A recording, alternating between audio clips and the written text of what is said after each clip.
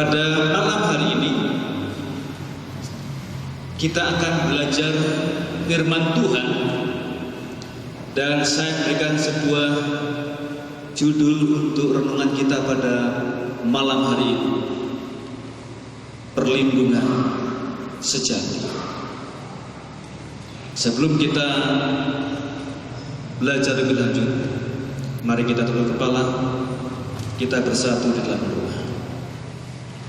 Di dalam nama Yesus Kristus kami telah berdoa dan mengucap syukur. Amin.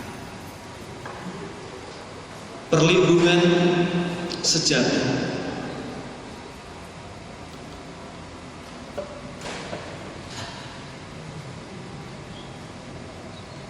Ada seorang raja di kerajaan Kediri yang bernama Prabu Joyoboyo. Ini lidah orang Jawa, sehingga membaca Jayabaya itu adalah Joyoboyo. Prabu Joyoboyo adalah raja di kerajaan Kediri yang memerintah pada tahun 1135 sampai 1157. Ia dikenal sebagai tokoh yang bijaksana dengan pemikirannya. Dia membuat pemikiran-pemikiran yang disebut dengan ramalan. Ramalan masa depan Nusantara Indonesia pada waktu itu. Dan ramalan ini dikenal dengan ramalan Joyoboyo atau Jangka Joyoboyo. Jadi satu patokan, satu ramalan yang memang apa yang dia katakan hampir semuanya terjadi.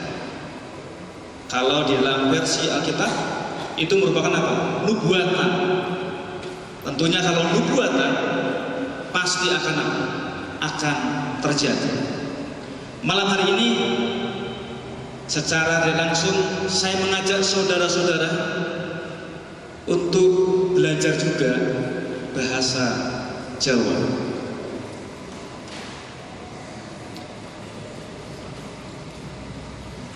Salah satu ramalan Joyoboyo yang sangat terkenal adalah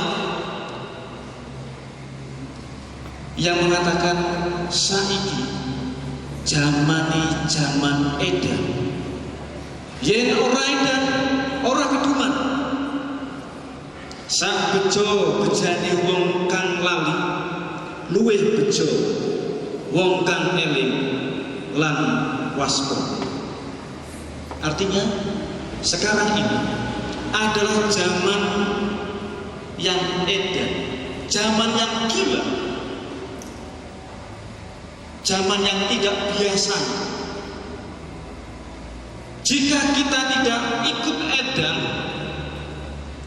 mengikuti zaman yang edan, maka kita tidak akan mendapat bahagia.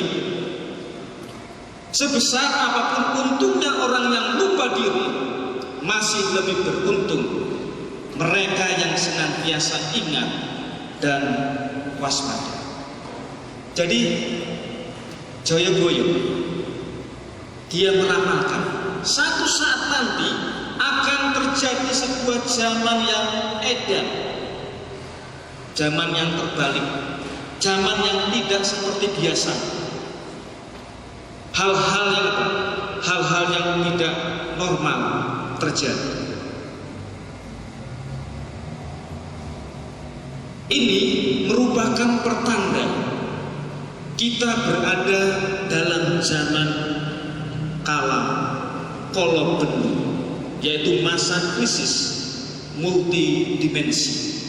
Jadi akan terjadi krisis di berbagai dimensi, dalam pemerintahan, dalam hubungan rumah tangga, dalam bisnis, dan lain sebagainya. Hanya mereka yang selalu ingat dan waspada tentunya kepada Yang Maha Kuasa, mereka akan selamat, yaitu menyambut masa kala subuh, yaitu masa kejayaan. Maka senantiasalah ingat serta waspada jika ingin ikut dalam masa kejayaan. Salah satu sebutan bila mana orang Jawa menyebut Tuhan Pencipta, orang Jawa menyebutkannya dengan Gusti. Gusti ini merupakan ada pemahaman yang lebih dalam. Gusti itu adalah bagus neng ati, sesuatu yang indah, sesuatu yang baik yang ada di dalam diri saudara dan saya, yang ada di dalam diri kita masing-masing. Gusti itu ada di dalam diri kita. Kalau diri kita tidak ada kedamaian, tidak ada kebaikan, maka Gusti itu, Tuhan, tidak bersama-sama dengan kita. Jadi untuk menyambut masa kejayaan, di tengah-tengah masa kesukaan, kita membutuhkan Gusti, membutuhkan Tuhan, membutuhkan bagus neng ati. Hati kita harus selalu damai kepada siapapun.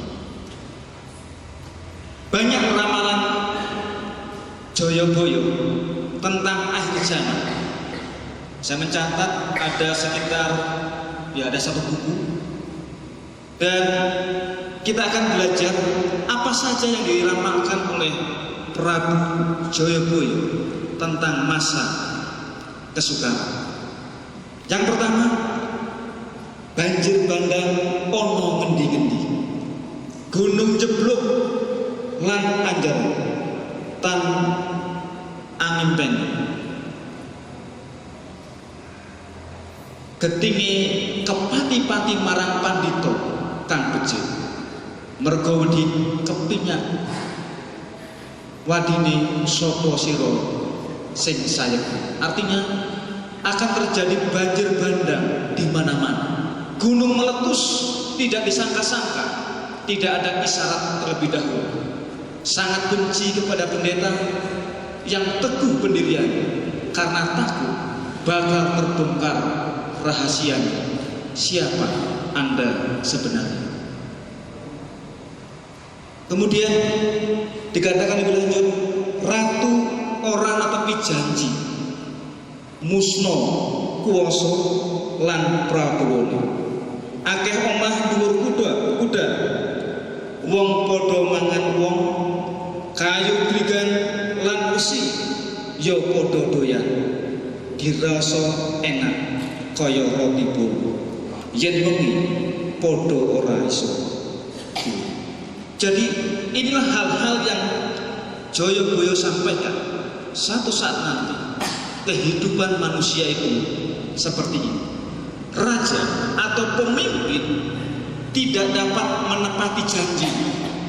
Mungkin di negara kita ya seringkali ketika ada kampanye, entah itu pilkada, pemilihan gubernur atau mungkin kepala desa dan juga presiden, mereka akan menyampaikan misi dan visinya, berjanji kepada rakyat bahwa satu saat nanti apa yang menjadi kebutuhan rakyat akan dipenuhi. Namun tentu kita sudah mengetahui, seringkali janji yang disampaikan pada saat kampanye itu tinggal janji, tidak terlaksana. Para pemimpin kehilangan kekuasaan dan kewibawaannya oleh karena melakukan hal-hal yang tidak berkenan. Banyak rumah di atas kuda. Kuda ini merupakan alat transportasi, berpindah-pindah. Artinya rumah berpindah-pindah. Ini dialami oleh banyak orang yang kesusahan ataupun yang tidak memiliki rumah. Orang makan sesamanya. Kayu gelondongan dan besi juga dimakan. Katanya enak seperti kue bolu. Malam hari semua tidak bisa tidur. Inilah realita kehidupan yang ramalan Joyoboyo tentang keadaan manusia kelak. Dan mungkin apa yang disampaikan oleh Joyoboyo saling terbukti. Manusia makan manusia bukan berarti apa? Kita makan secara langsung, tetapi kita memperdaya orang lain demi kepuasan diri sendiri. Tetapi saya pernah membaca di media internet bahwa ada di negara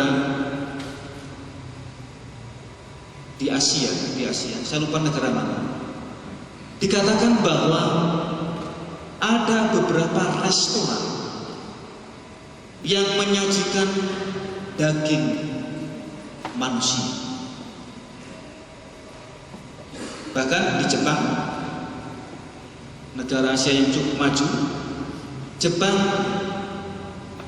menyajikan menu istimewa di rumah makan, yaitu daging manusia, bayi. Ini satu realita, kenyataan bahwa saat ini terjadi manusia bisa memakan daging manusia. Hal ini pernah terjadi ketika bangsa Israel dikepung oleh tentara Roma, kerajaan Roma. Mereka tidak bisa keluar dari Yerusalem, sehingga ketika mereka kehabisan bahan makan, maka para kepala keluarga saling berdiskusi, berembuk. Ini stok makanan sudah habis. Besok ya giliran opa saya yang akan kita santap bersama. Setelah yang tua-tua sudah habis, maka giliran anak-anak, dan seterusnya dan seterusnya. Saudaraku, fenomena seperti ini sudah terjadi, sudah pernah terjadi, dan pada zaman sekarang ini pun terjadi lagi. Manusia memakan manusia secara langsung maupun apa? Tidak langsung. Inilah satu ramalan yang disampaikan oleh Joyoboyo tentang satu keadaan di zaman akhir. Kemudian ada lagi yang mengatakan wong waras lan adil uripe ngenes lan kepencil. Sing ora abisa malih digetingi, sing pinter durhaka dadi kanca. Wong bener sang saya tenger-tenger, wong salah sang saya bungah.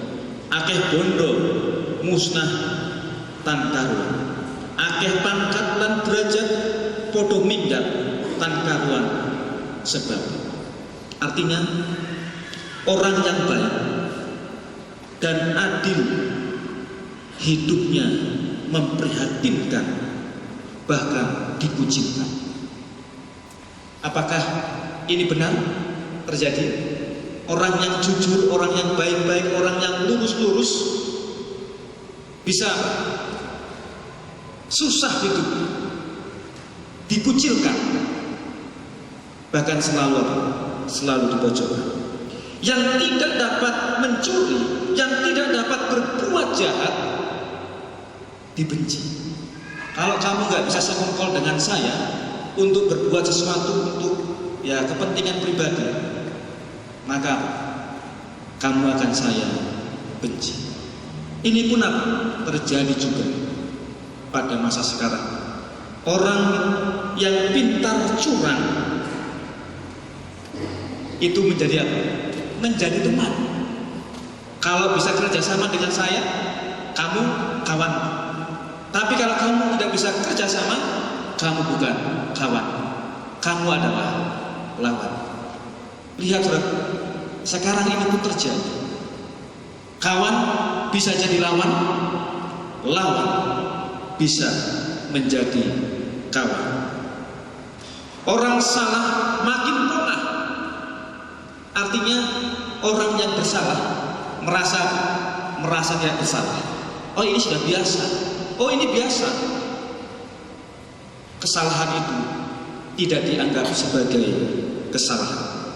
Banyak harta musnah tak jelas. Banyak pangkat kedudukan lepas tanpa sebab. Ini pun banyak terjadi.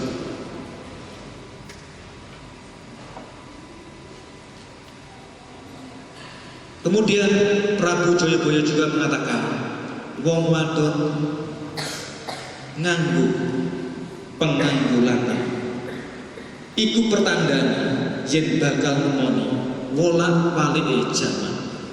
Wanita memakai pakaian pria ini pertanda akan terjadinya zaman gonjang-ganjing, zaman yang terbalik. Jadi inilah realita. Satu hal yang telah terjadi pada zaman. Akeh wong janji ora ditepati, akeh wong langgar sumpah dhewe, menungso padha seneng ngalah tan anu ndake hukume Allah. Banyak orang berjanji diingkari, banyak orang melanggar sumpahnya sendiri. Manusia senang menipu, tidak melaksanakan hukum Allah. Wanita nglamar priya isih bayi padha bayi, sing priya padha ngasuhake derajate dhewe. Wanita melamar pria masih muda sudah beranak. Kaum pria merendahkan derajatnya sendiri. Hal ini pun apa? Sudah terjadi sekarang ini. Saudaraku, banyak hal yang terjadi dan apa yang menjadi ramalan Joyoboyo sebagian besar telah terjadi. Kita menyadari bahwa sekarang ini kita hidup di akhir zaman. Rasul Paulus menuliskan dalam 2 Timotius pasal 3 ayat 1 sampai 9. Ketahuilah bahwa pada hari-hari terakhir akan datang masa yang sukar. Manusia mencintai dirinya sendiri, menjadi hamba uang. Mereka akan membual dan menyombongkan diri. Mereka akan menjadi pemfitnah. Mereka akan berontak terhadap orang tua, tidak tahu berterima kasih, tidak mau mempedulikan agama, tidak tahu mengasihi, tidak mau berdamai, suka menjelekkan orang, tidak dapat menekan diri karena tidak suka yang baik, suka mengkhianat, tidak berpikir panjang, berlagak tahu, lebih menuruti hawa nafsu daripada menuruti Allah. Secara lahiriah mereka menjalankan ibadah mereka, tetapi pada hakikatnya mereka memungkiri kekuatannya. Jauhilah mereka itu, sebab di antara mereka terdapat orang-orang yang menyelundup ke rumah orang lain dan menjerat perempuan-perempuan lemah yang syarat dengan dosa dan dikuasai oleh berbagai-bagai nafsu. Jadi Rasul Paulus juga menuliskan bahwa di zaman akhir akan terjadi hal-hal yang tidak biasanya terjadi. Orang akan lebih mencintai dirinya sendiri. Orang menjadi hamba uang. Demi uang apapun saya akan lakukan. Bahkan oleh karena sifat egoisme yang dimiliki oleh manusia tidak segan-segan membunuh sesama. Bahkan ada pasangan muda-mudi yang sedang berpacaran, yang sedang mengadakan PDKT. Oleh karena tersinggung atau ditolak cintanya, maka dia berani membunuh pasangan. Saudaraku, kita harus menyadari bahwa hidup kita sekarang ini berada di zaman akhir. Sekarang kita hidup di zaman akhir. Peristiwa yang sedang hangat dibicarakan yaitu pernikahan sejenis yang baru diresmikan di mana? Di Amerika oleh Barack Obama. Sebenarnya pernikahan sejenis ini sudah terjadi pada tahun 2013, yaitu di Eropa, tepatnya pada tanggal 19 Agustus 2013. Ada 15 negara yang telah meresmikan ataupun mengesahkan pernikahan sejenis. Amerika baru-baru saja. Jadi ini pun sudah dinubuatkan akan terjadi satu hal yang tidak normal. Pernikahan sejenis sudah dilegal. Bahkan ketika saya baca surat kabar di media elektronik, ada seorang pendeta yang menolak untuk memberkati pasangan sejenis ini. Dia dilaporkan oleh pihak yang berwajib, kemudian ditangkap, kemudian diadili dan divonis 1 tahun penjara. Lihat saudaraku, bagaimana keadaan dunia sekarang ini. Ketika ada seseorang yang ingin menegakkan kebenaran, justru mereka dijerumuskan ke dalam penjara. Tetapi kita tidak perlu heran, oleh karena hal itu sudah pernah terjadi pada waktu yang lalu. Rasul Paulus keluar masuk penjara bukan karena berbuat jahat, tetapi Rasul Paulus masuk penjara karena dia menyampaikan kebenaran firman Tuhan. Lihat apa yang disampaikan, yang dibawa oleh anak ini, made in Papa and Mama. Artinya apa? Ini mengorbankan anak-anak. Anak-anak menyerukan apa? Menyerukan suara hatinya. Saya tidak menerima.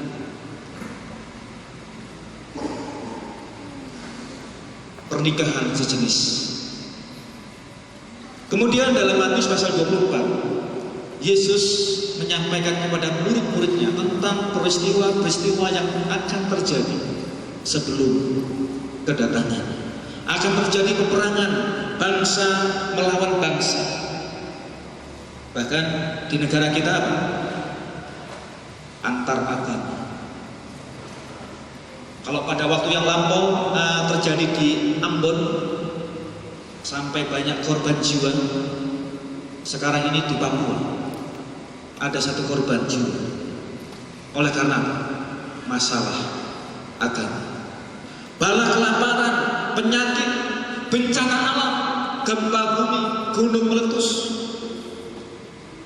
nabi-nabi palsu, ajaran palsu, Mesias palsu, bahkan tanda dahsyat, mujizat palsu. Akan terjadi matahari menjadi gelap, bintang-bintang akan berjatuhan. NASA mengamati di luar angkasa bahwa ada sebuah planet X Nibiru. Ini beberapa tahun yang lalu. Ini keluar dari orbitnya dan meluncur menuju bumi. Jadi NASA dengan teleskop yang dia miliki Mereka mengamati peristiwa ataupun angkasa dan melihat fenomena bahwa banyak bintang-bintang planet yang lepas dari orbit dan meluncur menuju bumi, sehingga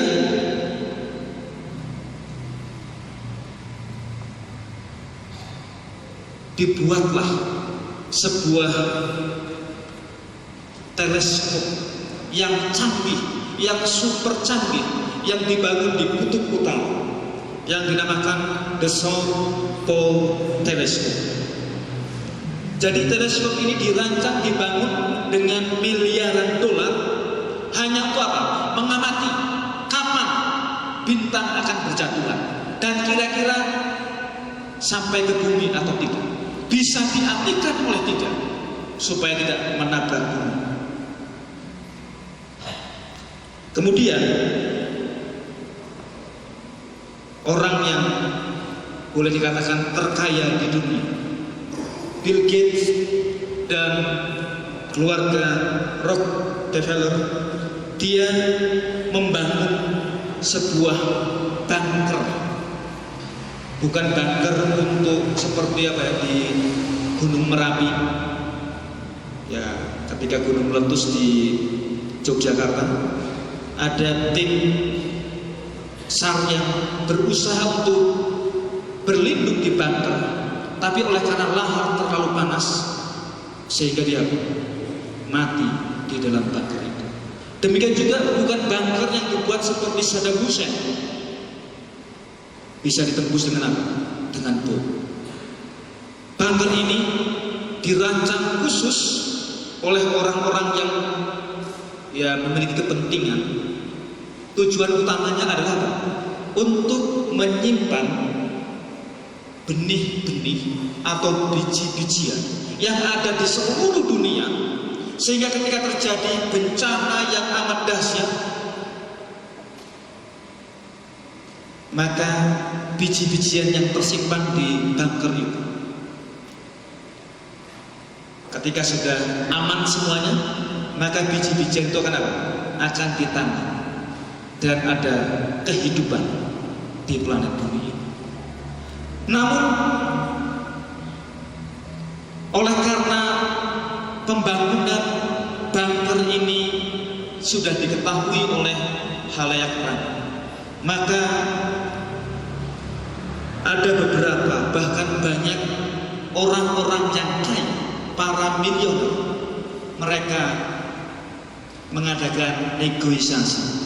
Kalau boleh saya bisa masuk di bunker kiamat itu, supaya kalau terjadi bencana alam atau kiamat atau bintang yang jatuh ke bumi, saya bisa selamat. Sehingga setelah ini disosialisasikan kepada orang-orang kaya tentunya, maka bunker ini dibangun beberapa di tempat-tempat rahasia. Di sini dikatakan ada di Gurun Monjambe, Barstow, dan di bawah padang rumput di Kansas. Sayangnya saya tidak bisa di sana karena saya nggak punya uang yang cukup banyak untuk membeli ataupun masuk ke bunker kiamat itu. Saudaraku, mengapa hal ini terjadi? Oleh karena mereka menyadari bahwa keadaan dunia ini tidak semakin baik, tetapi justru semakin buruk dan akan terjadi satu bencana yang amat dahsyat. Sehingga mereka membuat perencanaan, mengantisipasi agar mereka boleh selamat bila mana bencana itu terjadi. Hari Kamis yang lalu saya baca sebuah kabar yang bagi saya ini wah, karena dikatakan sebuah asteroid raksasa besarnya sekitar 1,5 mil, berapa kilo ya, sedang menuju ke bumi pada tanggal 25 Juli 2015. Sekarang ini langit itu sedang meluncur kemana? Ke bumi. Sehingga bunker kiamat yang sudah dibangun tahun 2012 yang lalu itu bisa untuk berlindung bagi para milioner supaya mereka selamat dari bencana. Dikatakan bahwa bila mana batu ini sampai ke bumi, maka akan terjadi sebuah gempa yang amat dahsyat. Kemudian hawa panas yang luar biasa. Diperkirakan akan ada korban sekitar 1, miliar manusia akan tewas besok. Ini menurut apa? Menurut berita yang bisa kita baca di media internet. Akhir zaman, dunia saat ini sedang dilanda ketakutan besar akan hari Tuhan yang segera datang. Orang di luar sana sudah mempersiapkan diri, membentengi diri supaya ketika nanti ada bencana yang amat dahsyat, saya akan masuk ke bunker kiamat agar saya bisa selamat.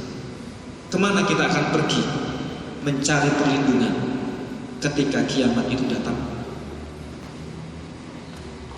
Tentunya kita sebagai seorang Kristen, sebagai orang yang mengaku umat Tuhan, kita meyakini saya akan berlindung kepada siapa? Kepada Yesus, kepada Tuhan yang menciptakan langit, bumi, dan segala isi. Mazmur Daud menuliskan dalam Mazmur pasal 62 ayat 8, pada Allah ada keselamatan dan kemuliaan, gunung batu kekuatan, tempat perlindungan ialah Allah. Amin. Inilah yang dinyatakan oleh Daud, dan inilah yang menjadi kerinduan saudara dan saya, bahwa hanya Allah saja yang menjadi perlindungan kita, yang menjadi gunung batu kita.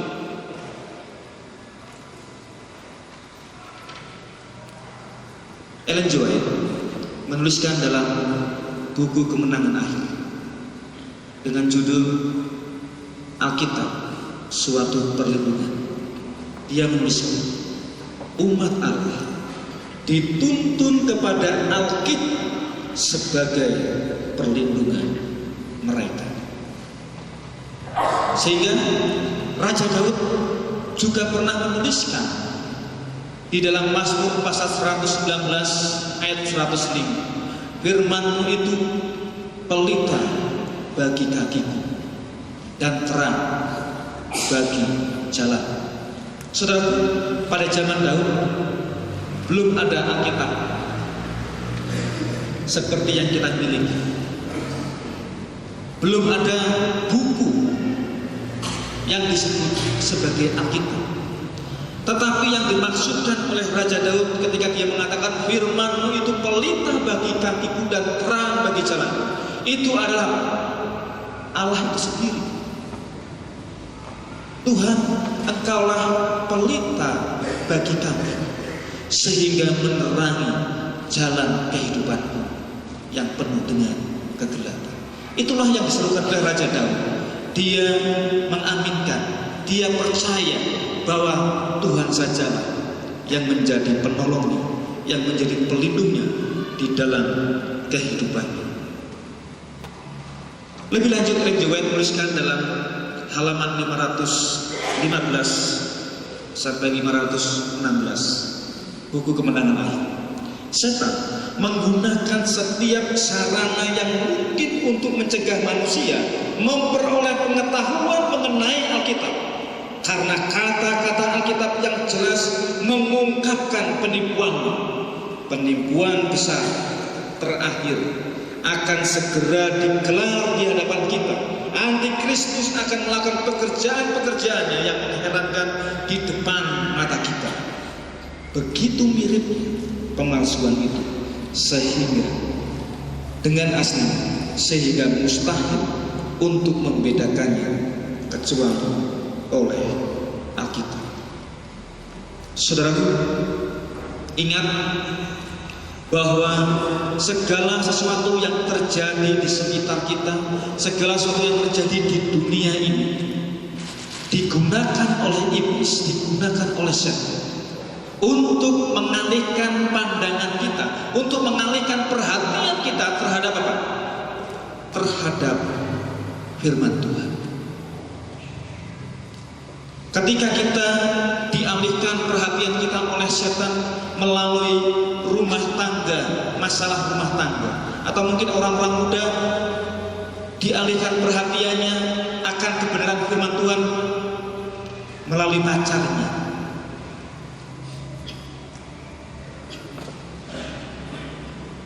ataupun yang lain.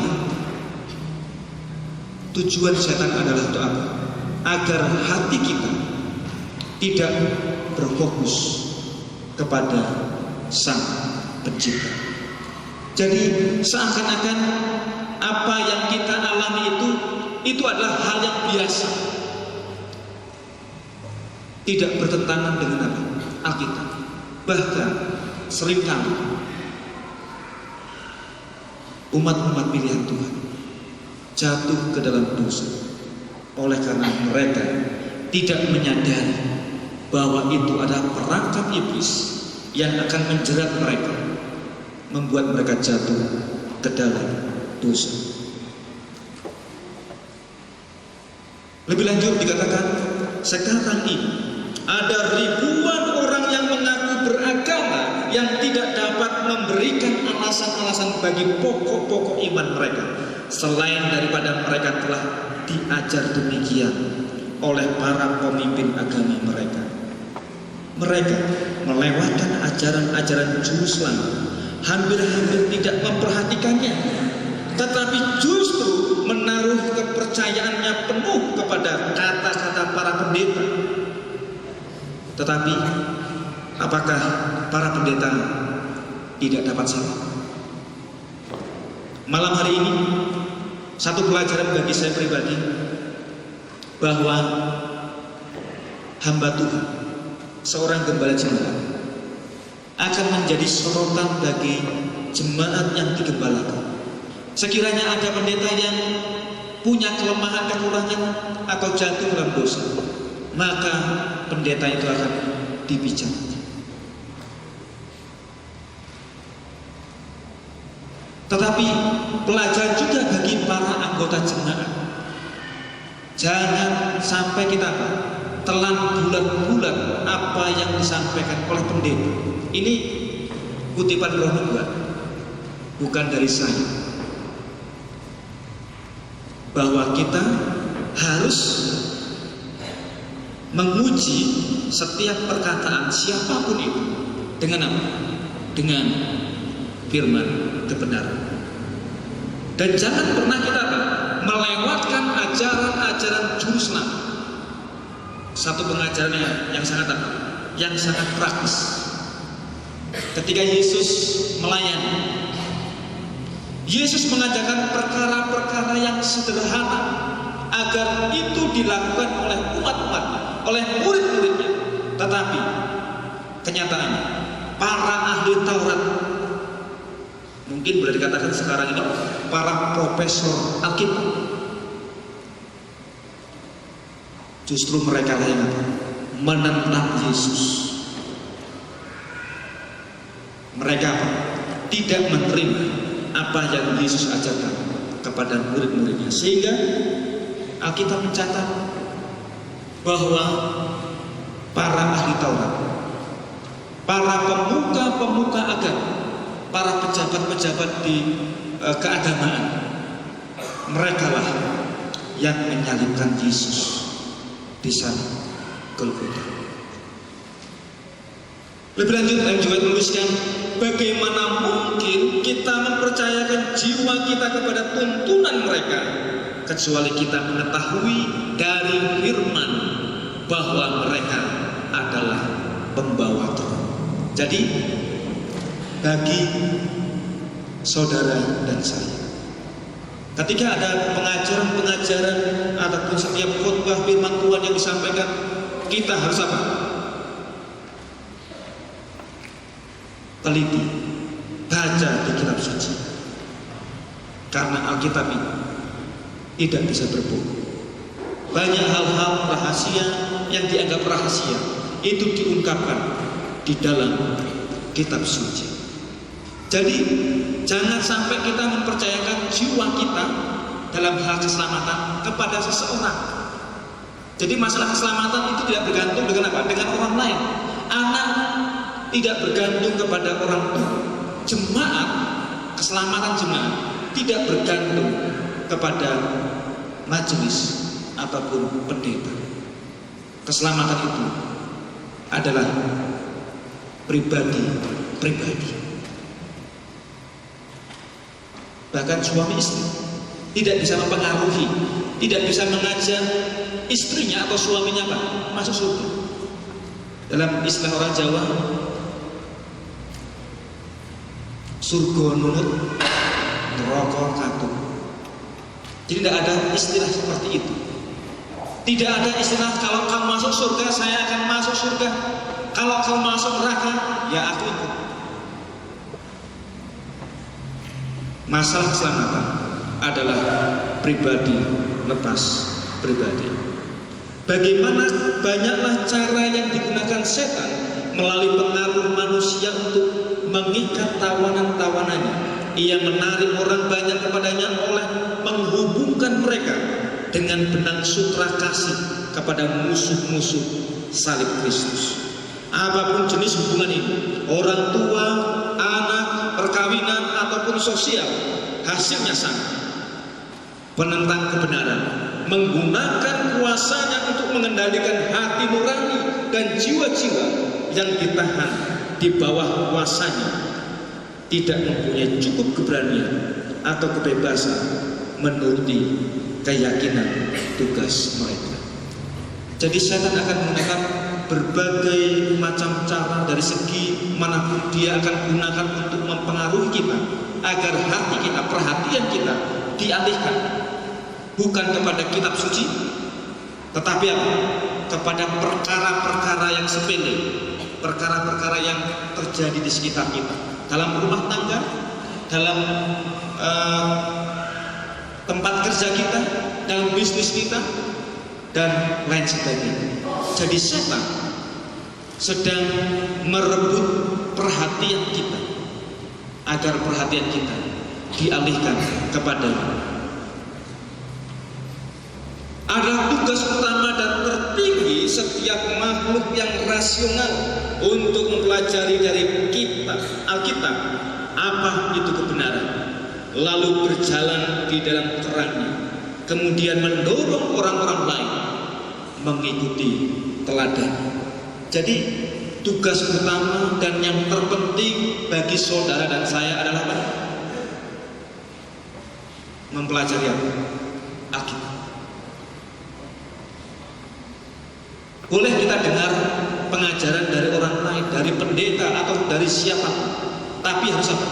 Kita uji apakah itu sesuai dengan kitab suci, atau ada hal yang diselewengkan, atau hal yang ditutupi sehingga kebenaran firman itu tidak diungkap. Tidak cukup hanya memiliki niat yang baik, tidaklah cukup hanya melakukan apa yang dipikir oleh seseorang adalah benar, atau apa yang pendeta katakan adalah baik. Keselamatan jiwanya dipertaruhkan dan ia harus menyelidiki Alkitab untuk dirinya sendiri. Jadi saudaraku, jangan pernah mempercayakan keselamatan kita kepada orang lain, sekalipun itu pendeta, sekalipun itu hamba Tuhan. Karena keselamatan itu masing-masing.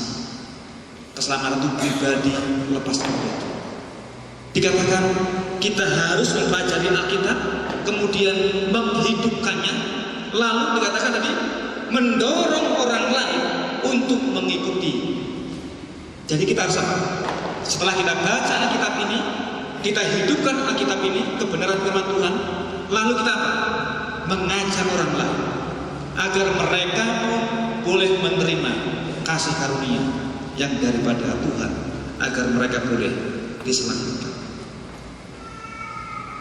Mazmur pasal 119 ayat 105. Firman-Mu itu pelita bagi kakiku dan terang bagi jalan. Seperti yang saya katakan tadi, Raja Daud, pada zaman Raja Daud belum ada Alkitab seperti yang kita pegang.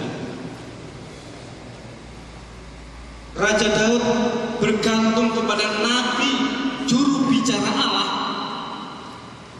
Apa yang akan dia lakukan, apa yang ia harus berbuat.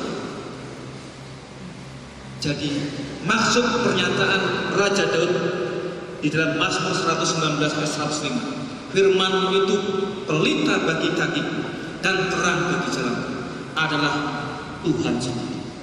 Yohanes 1 ayat 1, pada mulanya adalah firman.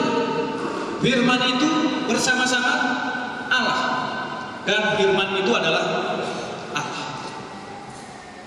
Jadi apa yang dikatakan oleh Raja Daud, firman-Mu itu pelita bagi kakiku.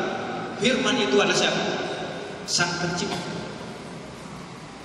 Batu karang, gunung batu perlindungan Raja Daud dan bangsa Israel. Sehingga saudaraku yang dikasihi oleh Yesus Kristus, kita yang memiliki Alkitab, jangan hanya disimpan, tapi bacalah Alkitab. Karena banyak hal-hal yang Tuhan ingin sampaikan kepada saudara, satu rahasia, agar kita bisa masuk ke dalam kerajaan surga. Rasul Paulus menuliskan dalam Roma pasal 1 ayat 16 dan 17, sebab aku mempunyai keyakinan yang kokoh di dalam Injil, karena Injil adalah kekuatan Allah yang menyelamatkan setiap orang yang percaya, pertama-tama orang Yahudi, tetapi juga orang Yunani. Sebab di dalamnya nyata kebenaran Allah yang bertolak dari iman dan memimpin kepada iman, seperti ada tertulis, orang benar akan hidup oleh iman. Jadi umat pilihan Tuhan hidup oleh karena percaya kepada Tuhan, bukan karena orang lain. Kita hidup bukan karena orang lain yang berpengaruh. Kita hidup oleh karena kita percaya kepada Tuhan. Amin, saudara. Kita harus apa? Memiliki keyakinan ini bahwa Injil, firman Tuhan, yaitu Allah itu sendiri, adalah kekuatan kita. Seperti yang dinyatakan oleh orang Jawa, Gusti bagusé nengati. Sesuatu yang baik di dalam diri kita, itulah yang akan menuntun kita menuju keselamatan.